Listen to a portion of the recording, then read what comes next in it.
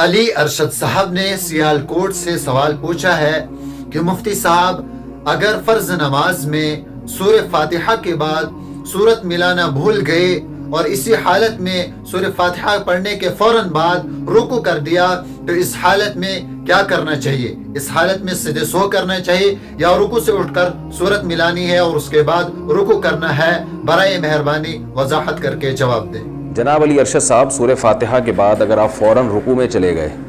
اور آپ کو یاد آیا، رکوع میں یاد آیا کہ میں نے سورت نہیں ملائی ہے، تو آپ رکوع سے کھڑے ہو جائیں، سورت ملائیں، دوبارہ رکوع کریں اور آخر میں سجدہ سہو بھی کریں۔ اور اگر رکوع میں یاد نہیں آیا، سجدے تک پہنچ گئے، آپ کو یاد ہی نہیں آیا،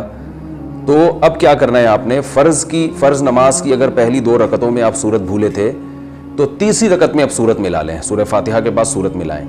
ٹھیک ہے نا؟ تیسری میں نہیں یاد آیا، چوتھی میں ملا لیں اور آخر میں سجدہ سہو بھی کریں،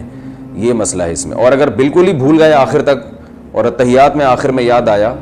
تو صرف سجدہ سہو سے بھی نماز ادا ہو جائے گی۔ اور اگر سنتوں میں یہ کام ہوا ہے، یعنی سنت مؤکدہ پڑھ رہے تھے یا یہ کہ نوافل پڑھ رہے تھے، تو اس میں تو چونکہ ہر رکعت میں سورت ملانا واجب ہے، فرائض میں تو چلیں پہلی میں نہیں ملی تو تیسری میں ملا لی، لیکن سجدہ سہو پھر بھی کرنا پڑے گا۔ تو یہاں بھی یہ ہے کہ